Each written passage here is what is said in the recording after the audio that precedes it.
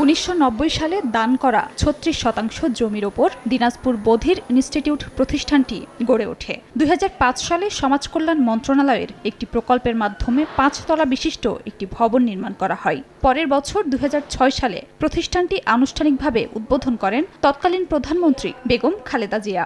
গল্পটা দিনাজপুর বধির ইনস্টিটিউটের। সবকিছুই আছে, নেই শুধু শিক্ষকদের বেতন। প্রতিষ্ঠার পর থেকেই শিক্ষকরা বিনা বেতনে শিক্ষা দিচ্ছেন বিশেষ চাহিদা সম্পন্ন শিক্ষার্থীদের। সরকারি এমপিও ভুক্তির আশায় বছরের পর বছর বুক বেঁধে কাজ করে যাচ্ছেন শিক্ষকরা। কারো 35, কারো 25 বছর পেরিয়ে গেলেও বেতনের মুখ দেখেননি কেউ।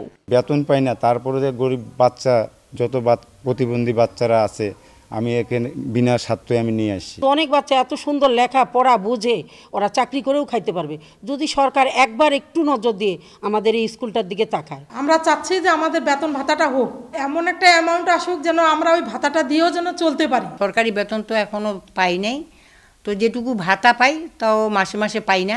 সমাজ কল্যাণ মন্ত্রণালয় কর্তৃক স্বীকৃতি পাওয়া প্রতিষ্ঠানটির শিক্ষক কর্মচারীদের বেতন ভাতা চালুর দাবি জানান প্রধান শিক্ষক। প্রতিবন্ধিতা সম্পর্কিত সমন্বিত বিশেষ শিক্ষা নীতিমালা সমাজ কল্যাণ মন্ত্রণালয়ের আওতায়, সেখান থেকে যদি আমাদের বেতন ভাতাগুলো হয় তাহলে আমরা প্রতিষ্ঠানটা আরও ভালো মতো চালাতে পারবো। বধির ইনস্টিটিউটের বেহাল অবস্থার কথা স্বীকার করে সমাজসেবা কর্মকর্তা বলছেন, সমাজসেবা থেকে ক্যাপিটেশন গ্রান্ট দিয়ে চলে খাওয়া, লেখাপড়া, পোশাক ও চিকিৎসার খরচ। সমাজসেবা অধিদপ্তর যেহেতু এটা পরিচালনা করছে না, জাস্ট ক্যাপিটেশন দিচ্ছে।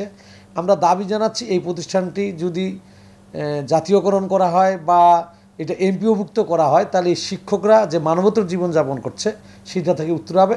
দিনাজপুর বধির ইনস্টিটিউটের ছাত্রছাত্রীর সংখ্যা 120 জন। 2013 সালে সমাজ কল্যাণ মন্ত্রণালয় স্বীকৃতি দিলেও সরকারি বেতন ভাতা ছাড়াই 7 শিক্ষক ও 6 জন কর্মচারী কাজ করে যাচ্ছেন। সময় সংবাদ, দিনাজপুর।